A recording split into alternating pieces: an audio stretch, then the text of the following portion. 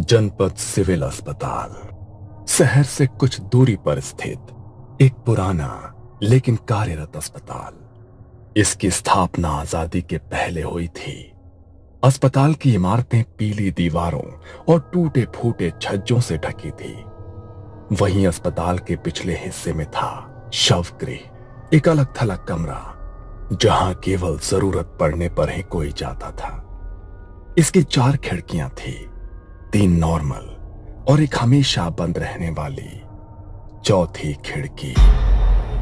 Doctor Prachi की उस अस्पताल में नई नई पोस्टिंग हुई थी। उम्र लगभग 32 वर्ष। हाल ही में मेडिकल कॉलेज से फॉरेंसिक स्पेशलिस्ट के रूप में पोस्टिंग हुई थी। दृढ़ आत्मविश्वासी लेकिन पहली बार शवगृह में नियुक्ति से अंदर ही अंदर घबराई हुई थी। उसने अब तक सब कुछ किताबों में पढ़ा था, असली लाशों से कभी पाला नहीं पड़ा था। उसकी पहली मुलाकात हुई रघु से, जो पिछले 30 सालों से शवगृह का सहायक था। सफेद झगबाल, झुकी हुई कमर, लेकिन चेहरे पर हमेशा चेतावनी भरी गंभीरता। उसका शरीर कमजोर था, पर आंखों में अनुभव की गहराई थी। शवगृह में सब कुछ उसी की मर्जी से होता था। वहां एक और व्यक्ति था, अजय, वार्ड बॉय, लापरवाह लेकिन कामकाज में तेज। कभी कभी नियम तोड़ देता था, लेकिन नर्सों के बीच काफी लोकप्रिय था। उसका व्यवहार हल्का फुल्का था, लेकिन कई बार जरूरत से ज्यादा उत्साही हो जाता था। अस्पताल का संचालन करते थे डीन घोष, सिविल अस्पताल के प्रमुख। उम्र 60 के पार, सख्त प्रशासक लेकिन अंदर से संवेदनशील। पुराने जमाने की बातों को गंभीरता से लेते थे। वो खुद मानते थे कि कुछ चीजें तर्क से परे होती हैं। रात की ड्यूटी की जिम्मेदारी निभाती थी नर्स कविता, सीनियर नर्स, तेज और सतर्क, हर छोटी बात नोटिस करती। पर शवगृह के पास ज्यादा देर रुकना उसे भी पसंद नहीं था। उसने कई बार अजीब घटनाएं होते देखी थी, पर कभी भी खुलकर नहीं बोली। डॉक्टर प्राची शर्मा को जब इस शवगृह में ड्यूटी के लिए भेजा गया, तो उसने सोचा कि यह बस एक सरकारी जॉब है। दिन में लाशें देखो, रिपोर्ट बनाओ और शाम को घर लौट जाओ। लेकिन जैसे ही वो पहली बार शवगृह के अंदर पहुंची, रघु ने उसे रोकते हुए कहा, मैडम, बाकी 3 खिड़कियां आप खोलिए, पर चौथी खिड़की को कभी छूना मत। क्यों? वहां भूत रहता है क्या? यहाँ जो आता है वो हंसता है, फिर एक दिन चुपचाप चला जाता है। प्राची ने उसे हल्के में लिया, लेकिन ये शुरुआत थी उस डरावनी कहानी की जो धीरे धीरे उसका हिस्सा बनने वाली थी। 6 साल पहले इसी अस्पताल में एक और डॉक्टर काम करते थे, डॉक्टर जोशी। डॉक्टर जोशी काबिल डॉक्टर थे, लेकिन अंधविश्वास में उनका विश्वास नहीं था। एक रात ड्यूटी के दौरान उन्होंने सिगरेट पीने के लिए चौथी खिड़की खोल दी थी, लेकिन नर्स कविता वो वहां से गुजर रही थी। तब उसने वो दृश्य देखा था। वो खिड़की खोलते ही जैसे कुछ धुआं सा अंदर आया और डॉक्टर जोशी वहीं शौक में खड़े थे। उनके चेहरे पर ऐसा डर था जैसे वो कुछ देख रहे हों जो वहां था ही नहीं। कविता थोड़ी देर के लिए वहां से गई थी, लेकिन जब लौटी तो उसने डॉक्टर जोशी को अजीब अवस्था में देखा। उनकी आंखें खुली थी, चेहरा पसीने से भीगा था और एकटक उसी खिड़की को घूर रहे थे। उस हादसे के बाद डॉक्टर जोशी ने किसी से कुछ नहीं कहा, लेकिन वो अंदर से बदल गए थे। उन्होंने चुपचाप अपने ट्रांसफर की अर्जी दे दी, पर उनका ट्रांसफर मंजूर होने से 2 हफ्ते पहले ही उनकी लाश उसी चौथी खिड़की के नीचे अस्पताल के अहाते में मिली थी। आंखें खुली हुई, शरीर में कोई चोट नहीं, लेकिन चेहरा वैसा ही भयभीत जैसा नर्स कविता ने उस रात देखा था। इस हादसे के बाद कविता ने डीन को सारी सच्चाई बताई। 2 हफ्ते पहले की बात है। जोशी सर नाइट शिफ्ट कर रहे थे। मैं वहाँ से वॉशरूम जा रही थी, तभी मैंने उन्हें वो चौथी खिड़की खोलकर सिगरेट जलाते देखा। जब मैं वापस लौटी तब जोशी सर जमीन पर डरे बैठे थे, पसीने में भीगे, उसी खिड़की के पास देख रहे थे। तभी अस्पताल प्रशासन ने आदेश जारी किया कि शवगृह की चौथी खिड़की हमेशा बंद रहेगी। प्राची अपनी रोज की ड्यूटी करती, रिपोर्ट्स बनाती और समय पर घर लौट जाती। चौथी खिड़की उसके लिए बस एक बंद कोना थी, न कोई सवाल, न कोई दिलचस्पी।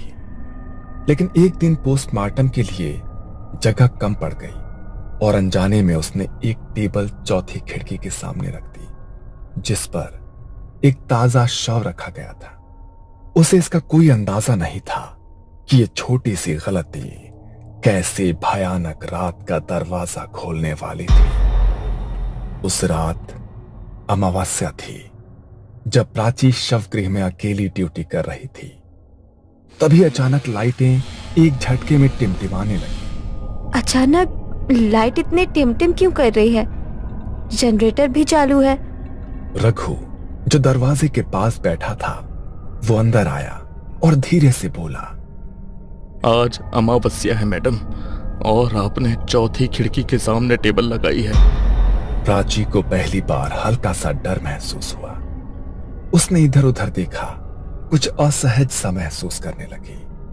रात के करीब 2 बजे शवगृह में गहराती खामोशी के बीच एक अजीब खड़खड़ाहट सुनाई दी। ऐसे लगा जैसे कोई खिड़की की सलाखों पर उंगलियां रगड़ रहा हो। प्राची धीरे धीरे मुड़ी और उसकी नजर चौथी खिड़की पर पड़ी। उसने देखा कि चौथी खिड़की की लोहे की सलाखें धीमे धीमे मुड़ने लगी थी, जैसे किसी ने बाहर से उन्हें पकड़कर खींचा हो। कौन है वहां?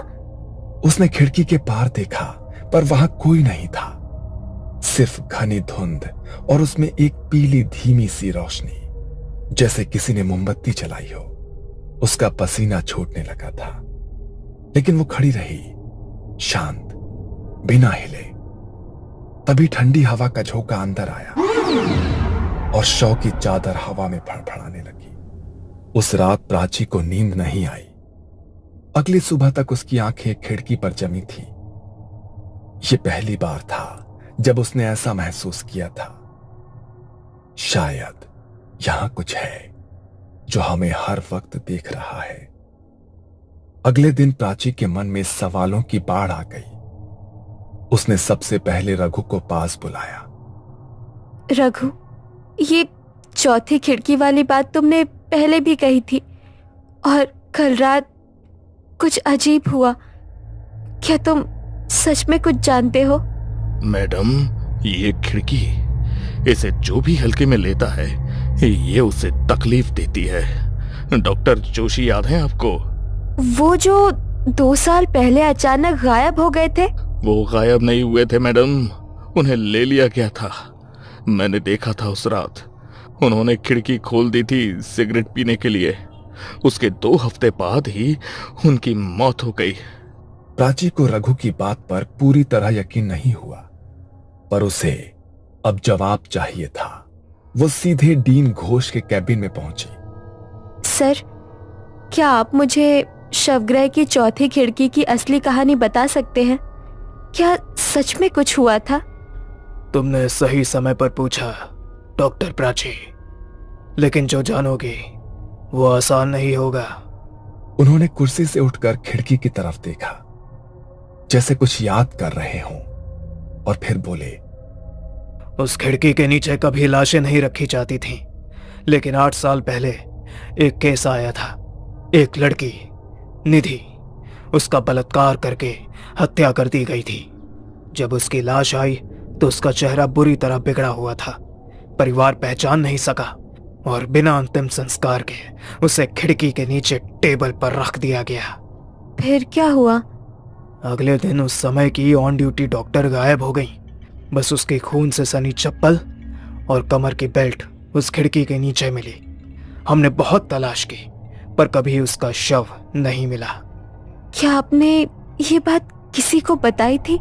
नहीं, पर उस घटना के 6 सालों बाद नर्स कविता मेरे पास आई और उसने डॉक्टर जोशी की कहानी बताई। तब जाकर मैंने आदेश जारी किया, शव गृह की चौथी खिड़की हमेशा के लिए बंद रहेगी। प्राची का चेहरा अब गंभीर था। वो जान चुकी थी कि ये खिड़की सिर्फ ईंट पत्थर की नहीं है, ये उसके दर्द की राह थी। वार्ड बॉय अजय को चौथी खिड़की की पूरी कहानी नहीं पता थी। एक रात ड्यूटी के दौरान उसने देखा कि खिड़की के पास बहुत धूल मिट्टी जमा है। बाकी कमरा साफ करने के बाद उसका ध्यान वहीं गया। उसने खिड़की की कुंडी खोली और झुककर सफाई करने लगा। जैसे ही उसने झाड़ू से खिड़की की जाली छुई, एक करंट उसके पूरे शरीर में दौड़ गया। कविता, इस खिड़की के पास से ठंडी सांस जैसी लग रही है, कोई है क्या? नर्स कविता बाहर कॉरिडोर में ही थी, लेकिन तब तक उसे कुछ महसूस नहीं हुआ। रात के 2:45 पर अचानक शवगृह से एक दिल दहला देने वाली चीख गूंजी। कविता भागती हुई अंदर पहुंची। वहां अजय फर्श पर पड़ा था, आंखें पूरी तरह खुली हुई, मुंह जैसे चीखते चीखते खुला रह गया हो, चेहरा सफेद और भयभीत। ऐसा लगा जैसे उसने मरने से पहले कुछ ऐसा देखा हो जिसे वो सहन नहीं कर पाया। खिड़की की ओर देखा तो वहां एक लाल साड़ी में कोई औरत जैसी आकृति खड़ी थी। उसका चेहरा धुंध में छुपा हुआ था और अगले ही पल वो गायब हो गई। कविता सन्न रह गई। उसे समझ आ गया कि अजय ने वही गलती की थी जो पहले डॉक्टर जोशी कर चुके थे। प्राची डॉक्टर होने के साथ साथ थोड़ी आध्यात्मिक भी थी। उसने निधि की आत्मा की पीड़ा को समझा और तय किया कि वो इस रहस्य को पूरी तरह से सुलझाएगी।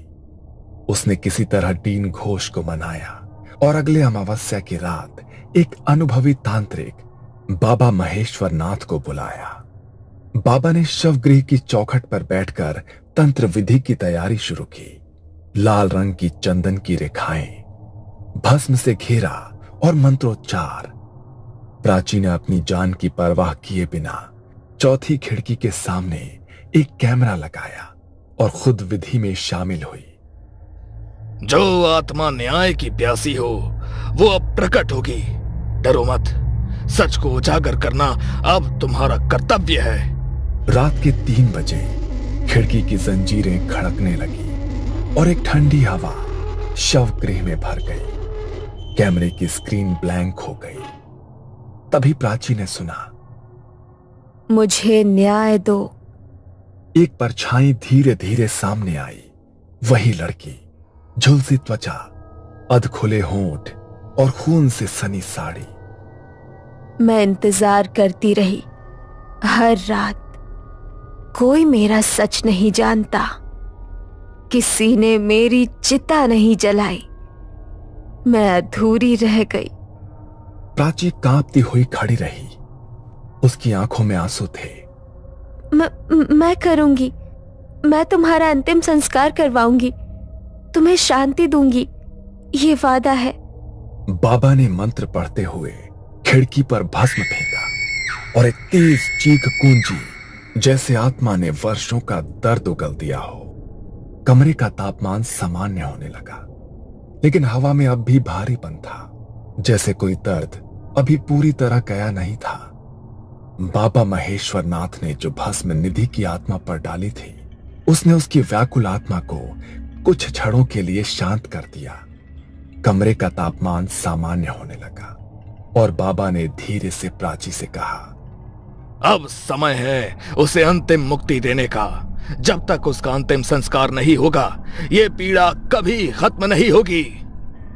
अगले ही दिन प्राची ने निधि के पुराने केस को दोबारा खुलवाया।